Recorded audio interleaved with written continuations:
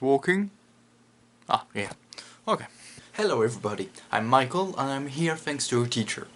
It seems that some of you have been traumatized by the events happened a few months ago, and now you fear to die. Listen, I've never been really good at rushing people, because my ideas support pessimistic realism. However, I can tell you that some measures have been set up, security has been reinforced, and populations have been warned. So this event, which has caused the death of this unlucky reporter, could have difficulties to be repeated today. Nah, who's going to believe me? The world is as traumatized as you all. Anyway, all of that is going to be reproduced bigger, larger, and with a lot of consequences. Then, either we will be taken in an absolute chaos, or we will be bent to a liberticidal order. Finally, whatever the end is, we all will succumb to a civil war. Well, so this is what I can offer you. A few advice to survive the end of a world. Aren't you happy? What a bunch of killjoys. How to survive a civil war? That's a good question. Yet the true question is, are you able to survive a civil war? In fact, this question can be answered by asking 3 more questions, which will become the 3 pillars of your survival. Look, I even made an informative interactive poster to explain it.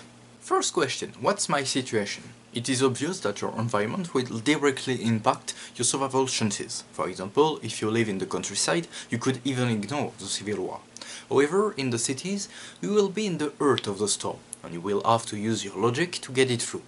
Avoid dark, tortuous alleys and working class areas, take refuge in the desolate buildings and the great arteries, and you might be able to survive. Second question, what are my competencies? You are your last hope and you can trust nobody. So it's not the time to get worried and to fear yourself. You need to master yourself. Know both your weak points and your strong points and use it cleverly. For example, you're small and overweight. Use your height to stay hidden and avoid direct confrontations. You're quite weak but you have read a lot of novels learning first aid and survival's basics. I don't even have to explain how precious you are. Be active, never let the fear petrify you, or it's going to crush you. But stay discreet, whatever your strengths are, discretion will always be your best ally, offering you opportunities and avoiding you a lot of dangers. And if you have a weapon, use it only in last resort to protect yourself. Attacking would expose you to a lot of avoidable risks. Third question, and maybe the most important, who am I? Such a situation would definitely create a lot of traumatisms for anybody. So knowing who you are could avoid you to fall in insanity. Never forget how you see our actual world.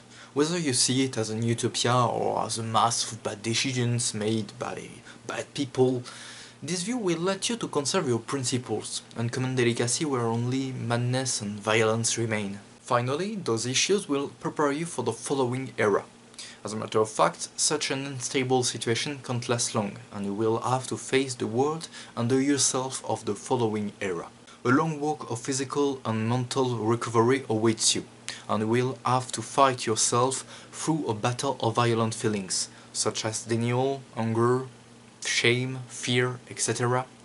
However, it may reassure you to know that if you feel those feelings, it's because you're still a human being.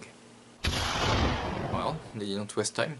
It was kinda predictable. Anyway, don't forget to continuously ask you those questions. By the way, as long as you can understand and justify your answers, they can evolve freely. I wish you to get through this situation and hope insanity will spare you. Good luck everybody. Take care.